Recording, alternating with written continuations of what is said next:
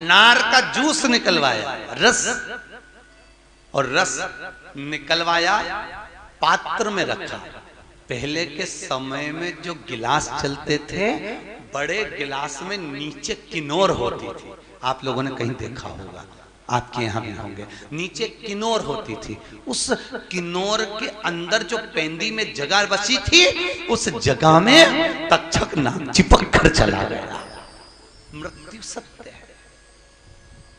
फल खाने को नहीं दिया, अन्न भोजन में नहीं दिया, कोई वस्तु अंदर नहीं जाने दी।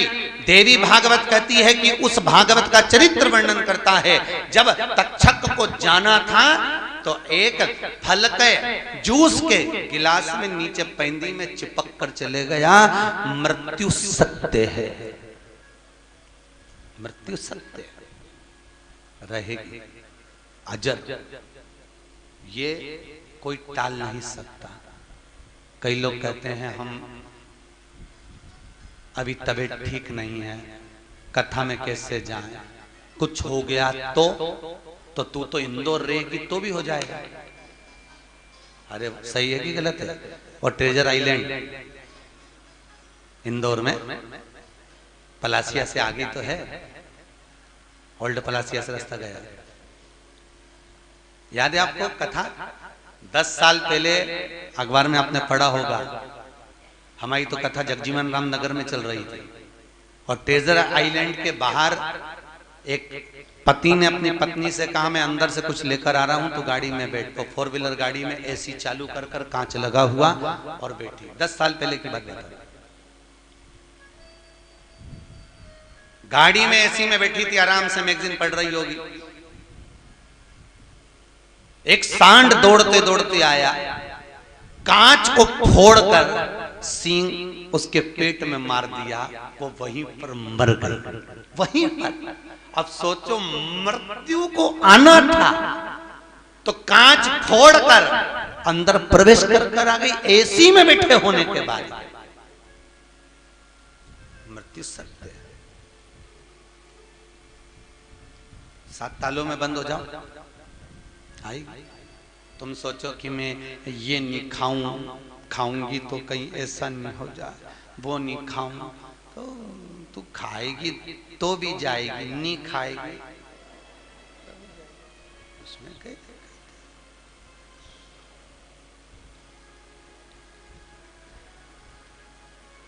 जयपुर के घंटा घर के पास में तनु नाम की लड़की रहती है, तनु दुबे।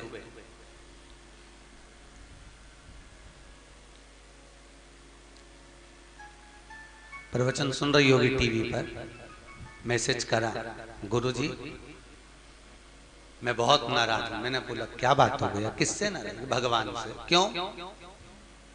मेरी मम्मी ने मैं हमेशा अपने बॉडी को मेंटेन करने के चक्कर में मैंने कुछ भी नहीं खाया, सारा बाजार का छोड़ के रखा, ये करा वो करा, कुछ नहीं खाया, बॉडी को मेंटेन कर कर रखा। 32 साल की मेरी आयु है, अभी तक मैंने अपने शरीर को अच्छा रखा, फिर मेरे को कैंसर क्यों हो गया? मुझे ये रोग कहां से आ गया? एक समझना। नैनों में जल भर कर तो वो कहती है इससे तो मैं खा लेती तो मुझे दुख नहीं होता कि मैंने खाया, मैंने आनंद लिया, अपनी जिंदगी को जिया। हम भय में जिंदगी जी रहे हैं, हम भय में जी रहे हैं। ऐसा करेंगे ऐसा हो जाएगा, ये नहीं खाएंगे ऐसा हो जाएगा, वो हो जाएगा। अरे भगवान के भरोसे अब छोड़ दिया, इस जीवन का सब भार तुम्हारे हाथों में। मीराबाई के सामने जहर का प्याला आया, मीरा ने ठाकुर को भोग लगाया, गटर गटर करके पी गई। स्वयं राणा चिंता में पड़ गया कि विष भेजा था तो बच कैसे गई? तो मीरा से पूछा तू बची कैसे? मीराबाई बोली मैं क्या बताऊं, ये तो गिरधर ही बता सकता है। तो मूर्ति की साक्षी में जाकर राणा ने द्वारकाधीश के सम्मुख में पूछा, जहर का प्याला पिला भेजा था, तुम पी गए? इतने में पीछे खड़ा हुआ एक संत कहता है जब वो पूतना का दूध पी सकता है तो ये जहर का प्याला क्या लग सकता है साहब? उसको समर्पित कर कर जो धारण किया जाए, उसको समर्पित कर कर अगर जहर भी पिया जाए तो उसमें भी स्वाद आ जाता है। महाराज स्वयं तरुण सागर जी महाराज गोलोक धाम पहुंच गए, अब तो स्वर्गीय श्री तरुण सागर जी महाराज कथा के रसिक, प्रवचन के रसिक, जैन संत में उन्होंने एक बहुत सुंदर काव्य लिखा। उस काव्य में लिखा, एक व्यक्ति घर से परेशान हो गया, परेशान होकर बाजार में गया, जहर खरीद कर लाया, खा गया, बच गया, जिंदा रह गया। उसने सोचा अब जिंदा रह गया, चलो कम से कम बच तो गए, खाया था ठीक है। तो उसने सोचा अब जिंदा रह गया, चलो मिठाई खा लो। बाजार गया, मिठाई ली, खाया, मर गया। क्यों? जहर भी नकली था, मिठाई भी नकली थी।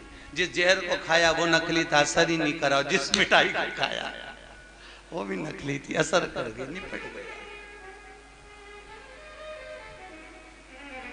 हम हमारी जिंदगी को ऐसे जी रहे हैं जैसे बस बंधे से हैं महाराज। और भागवत कहती है, सुखदेव जी महाराज ने राजा परीक्षित को बट वृक्ष की छांव में गंगा के तट पर जब 7 दिन की कथा सुनाई, हर पल, हर घड़ी, हर शब्द में राजा से कहा, राजन तुझे कुछ चिंता फिक्र ना करना, भगवत भजन में बैठा, तक्षक नाग के डसने का भय तो नहीं हो रहा।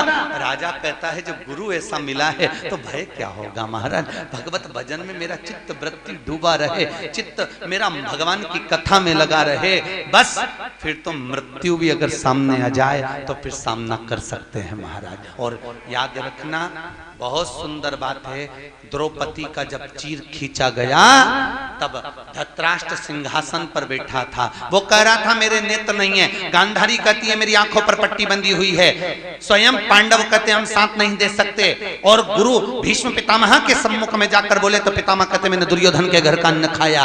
गुरु द्रोणाचार्य से द्रौपदी ने कहा तुम मेरे गुरु हो, कम से कम तुम तो साथ दो। तो गुरु द्रोणाचार्य कहते हैं सुन, इस सभा में जितने बैठे हैं कोई साथ नहीं देगा, तेरा गुरु भी तेरा साथ नहीं देगा, पर एक बात याद रखना कि मैंने जो तुझे मंत्र दिया था वो मंत्र तेरा साथ दे जाएगा। उस मंत्र को जब दुनिया के लोग आज के समय में गुरु के पीछे पड़े, और हम कहते हैं गुरु के पीछे मत पड़ो, गुरु मंत्र के पीछे पड़ो।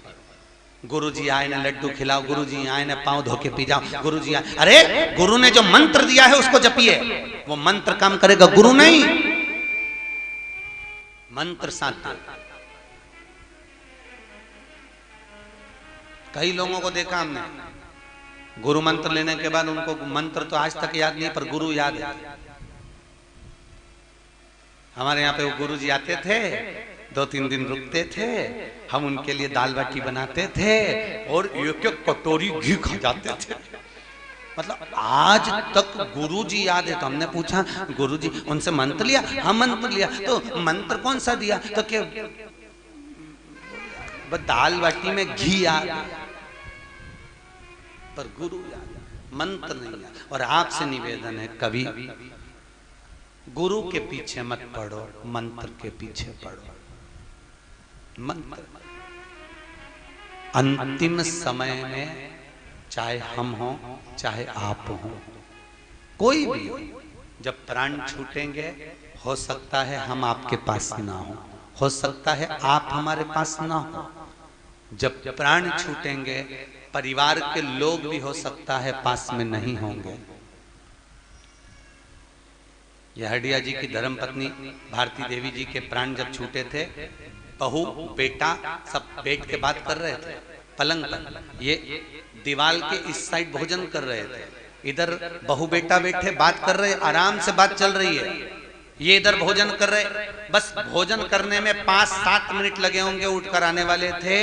इतने में जो बहुएं बात कर रही थी, इतने में बहू ने एक दूसरी बहू से बात करने के लिए मुंह इधर फेरा, इतनी देर में प्राण छूट गए, प्राण छूट गए।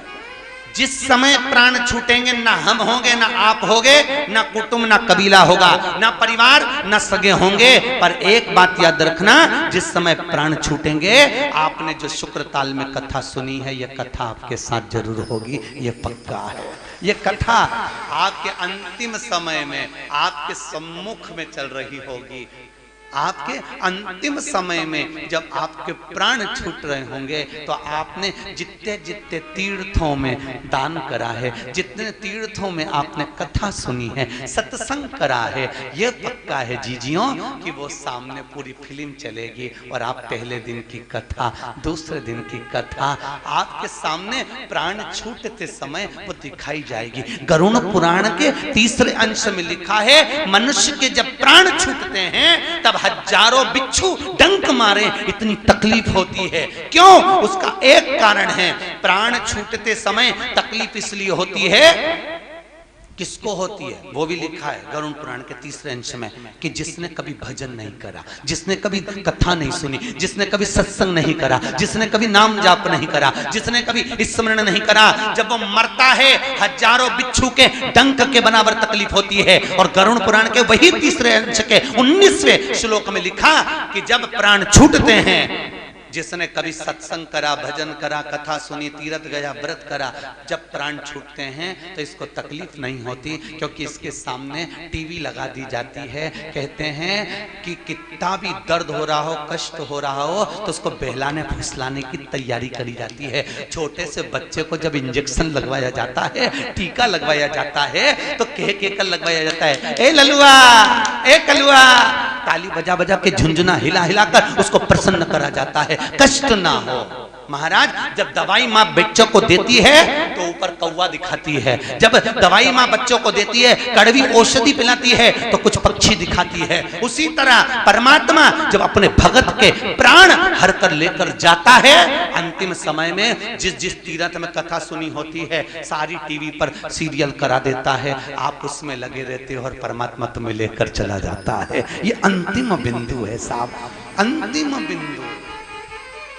कई लोग प्रश्न करते हैं महाराज हमसे कि महाराज जी आप जो कथा कहते हो वो हमें याद नहीं रहती है, तो हम कथा क्यों सुने? जब याद ही नहीं रहती तो सुनने से लाभ क्या है? आप जो कथा कहते हो हमें याद नहीं रहती तो कथा सुनने का फल क्या है? हम कहते हैं 1 महीने पहले तूने जो खाया था 3 तारीख को, बता दे मुझे क्या खाया था, कि याद नहीं है। 1 महीने पहले 3 तारीख को जो तूने खाया तुझे आज तक याद नहीं है, पर 3 तारीख को 1 महीने तूने जो पहले खाया था वो आज तक तेरे शरीर में, इन नस नस में, इन नाड़ियों में रक्त बनकर चल रहा है। उसी तरह कथा तुम्हें याद रहे ना रहे, पर अंतिम समय में भी यह कथा तुम्हारे सामने चलती रहेगी साहब। बस वही बिंदु को हमको सुधारना है। अंतिम क्षण, अंतिम पल, खूब कमाया साहब, नौकरी करी, खूब सर्विस करी, खूब कमाया। बच्चों से कह दो हमने खूब कमाया, तुमको जोड़ जोड़ के अव्वल बना दिया, तुम्हें काबिल बना दिया, तुम्हें लेवल पे ला दिया, तुम्हारी शादी कर दी, तुम्हारे को पढ़ना दिया। अब सुनो, हमारी जिंदगी जीने दो साहब। पत्नी से भी कह देना अब कोई ज्यादा चक्कर में मत पड़, बिल्कुल मत पड़। मेरे साथ चला कर, मैं कथा में जाता हूं ना तो भी चल। पत्नी पति से कहा करे क्यों लगे रहते हो, चलो थोड़ी समय अपनी जिंदगी भी तो जिए साहब, अपनी जिंदगी भी तो जिए। बहुत विचित्र जीवन है साहब, निकलते चले जाता है, मालूम नहीं पड़ पाता। अंतिम पड़ाव पर जब हम पहुंचते हैं तब याद आता है, सुखताल जाती तो कथा सुनाती, बद्रीनाथ जाती सत्संग कर लेती, स्मरण कर लेती। बहुत आप में से कितने लोग हैं जिनको बचपन याद नहीं आता, जिनको बचपन याद नहीं आता? कभी कभी बात निकलती होगी तो बचपन याद आता होगा, कभी कभी जवानी याद आती होगी, कभी अधेड़ी याद आती होगी, कभी शादी की सालगिरह याद आती होगी, कभी आप मंगल आनंद में एल्बम देख रहे होगे तो आपका खुद का विवाह आपको याद आता होगा। पुरानी यादें सम्मुख में ताजा हो जाती होगी। महाराज अवस्था आती है ना तब पुराने समय की याद आती है, और वो याद इसलिए आती है क्योंकि हमने उसको छोड़ दिया, अब हम वहां तक नहीं पहुंच सकते। बार बार आओगे क्या सुखताल? बोलो तो सही, आओगे क्या? कहाँ आना हो रहा? वो तो ठाकुर जी की कृपा थी। कहीं हमारे पितरों का, जितने लोग बैठे हैं आपके पूर्वजों का कोई पुण्य होगा, जो आप गंगा जी में डुबकी लगा रहे हैं, जो आप कथा सुन रहे हैं, ये आपका पुण्य अपनी जगह पर है। आपके माता पिता का कोई पुण्य होगा जरूर। माँ और बाप में से किसी ने आपको बहुत प्रेम करा होगा और उसके प्रेम का फल है, इसलिए सुखदेव जी और गंगा मैया आपको इतनी गोदी में रखी हुई है, अपनी गोदी, उसका पुण्य।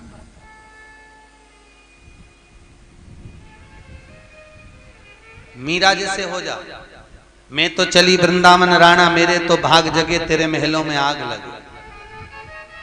राणा मीराबाई से कहता है हमारे यहाँ 9 लाख हार पड़े हुए हैं, हीरे जवाहरात पड़े हुए हैं, रतन पड़े, माणिक मोती पड़े, तो पहनती क्यों नहीं है? ये तुलसी की माला में क्या रखा है? मीरा कहती है जो सुख तुलसी की माला में, हीरे जवाहरात में नहीं। क्यों? क्योंकि जब मरूंगी तो हीरे जवाहरात तो आधी रात को ही निकाल लिए जाएंगे, और गले में अगर तुलसी की माला पड़ी होगी तो घर के लोग भी सोचेंगे 2 रुपया की है, जाने दो, और वो 2 रुपए की काम कर जाएगी, अंत में बेकुंठ पहुंचा देगी। ये सोने चांदी की माला तो मुझे नरक पहुंचा देगी। रतन आखिरी तक, अंतिम बिंदु तक।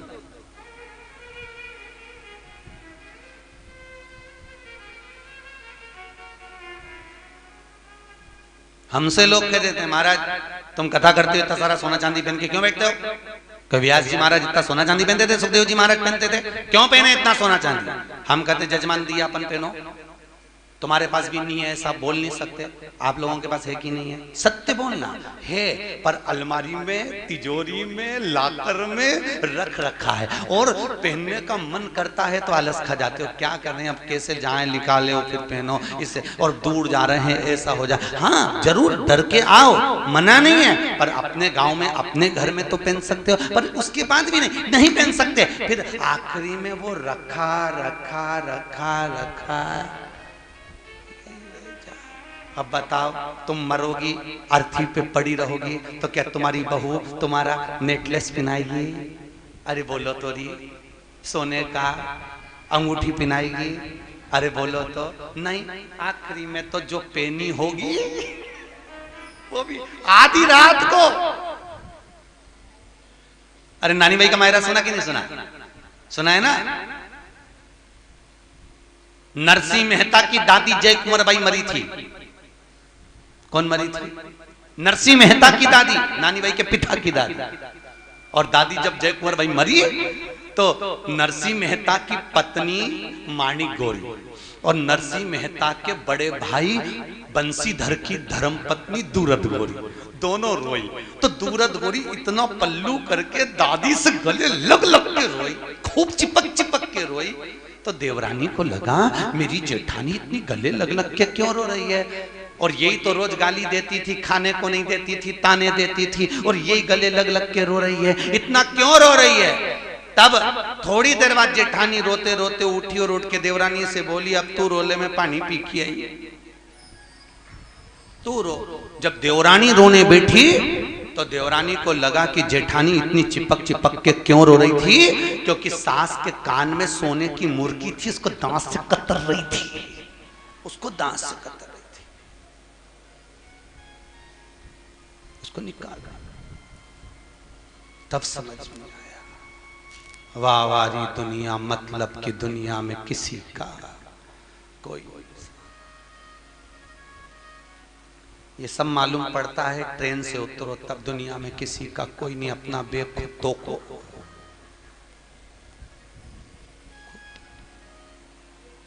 अपने सामान की स्वयं, अरे बोलो तो रक्षा करो। कितना कितना लोगों ने लिखा, रेल में लिख दिया अपने सामान की स्वयं रक्षा करो। सामान क्या है? जीवन, शरीर, भगवत भजन, नाम जाप, ये भी सामान है, इसकी रक्षा करो। नहीं तो जैसे सामान अगर चले गया, चोर ले गए, उसी तरह एक दिन वो यमराज चोट्टा आएगा, इस आत्मा को चुरा कर ले जाएगा। फिर पत्नी, पति, परिवार, कुटुंब केवल घर के दरवाजे तक साथ देते हैं महाराज। दरवाजे से बाहर निकले तो मोहल्ले के लोग, रिश्तेदार साथ देते हैं महाराज, कंधे पर ले जाकर छोड़ देते हैं। कुटुंब और परिवार ने साथ दिया दरवाजे तक, मोहल्ले वालों ने, रिश्तेदारों ने साथ दिया शमशान तक। अब शमशान के बाद जब चिता पर लेटाया जाएगा तब तो भेरू सिंह अकेला ही जाएगा। फिर कौन आने वाला है? नहीं, ऐसा नहीं, कोई नहीं आएगा। आएगा कभी किसी आएगा। कौन आएगा? जो तुम भोजनशाला में थाली लगा रहे हो, भोजन परोस रहे हो, ये भोजन की थाली तुम्हारे सामने रास्ते में चलकर आएगी। ले लीला भाई, खा ले, आगे बढ़ जा। तूने हमको परोसा था, आज हम तुझे परोस रहे। कोई परोसने वाला नहीं आएगा, थाली चल के आएगी। थाली चलकर जो तुमने पुण्य करा, दान करा, स्मरण करा, भजन करा। कई लोग कहते हैं मुट्ठी बांधे आया जग में हाथ पसारे जाएगा। क्या तू लेकर आया जग में? क्या तू लेकर? अरे बोलो जम के, क्या तू लेकर जाएगा? पर शिव महापुराण में लिखा, मुट्ठी बांधे आया जग में हाथ पसारे जाएगा। ये नहीं हो सकता। ये पक्का है जब प्राण छूटेंगे तो तू अपना पुण्य, जो तू अपना दान, तू सत्संग, संकीर्तन, भजन जो तूने करा है वो तेरे ही साथ जाएगा, कोई दूसरे के साथ नहीं जाएगा। ये बीमा थोड़ी ना कि बीमे की रकम, बोलो ईमानदारी से, बीमा तुम्हारा, मरने के बाद रकम किसको मिलेगी? जम के बोलो। बच्चों को, पत्नी मरी पति को, पति मरा पत्नी को, ये रकम बच्चों को मिलना है, दूसरे को मिलना है। तुम्हें क्या मिला? जोड़ जोड़ के मर गई, 500 रुपए जमा करो, 500 रुपए जमा करो, 500 रुपए जमा करो, बीमे के 1000 रुपए जमा करो, 10,000 जमा करो। पूरी जिंदगी टेंशन में दिया, हर महीने वो बीमे की रकम भरना पड़ी। कहीं से भी लाओ, भरो, तो तुझे तो कुछ भी नहीं मिला, तू तो भर भर के मर गया। और रकम किसको मिली? अरे बोलो जम के, दूसरों को। तो तुम्हें क्या मिला? जोड़ने पर आखिरी में केवल फोटो टंगा, और उसमें भी प्लास्टिक के फूल की माला टंगी, और वो भी पंखा चले तो हिले माला। और जितने फोटो आखिरी में टंगते हैं वो रोते हुए नहीं टंगते, भले तुम्हारी जिंदगी तो तुम रोते हुए निकाल दो, पर आखिरी का फोटो तो इस्माइल वाला ही होता है, मुस्कुराता, और माला हिलती रहती है, और अम्मा फोटो में स्माइल देती रहती है। अम्मा क्यों स्माइल देती है? क्योंकि वो इसलिए स्माइल देती है, बेटी हम भी जोड़ जोड़ के मर गए, तू भी ऐसी जोड़ रही है, जैसे हम टंगा एक दिन तू भी टंग जाएगी, इसलिए माला हुंकारा भरती रहती है और मुस्कुराती है। जोड़ ले।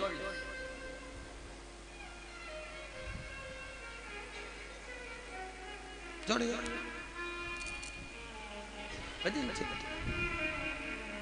और कुछ नहीं होना है, आखिरी में वो फोटो 16 श्राद्ध में नीचे उतरेगा, और खीर और पूड़ी को ऐसे मल के और अम्मा के मुंडा में चिपका दे। अम्मा स्माइल देती रहेगी, खीर पूड़ी चिपकी रहेगी, और पूरी साल हंसोमती अपन सबको चिपकेगी। कोई हंसने वाली जबरदस्त।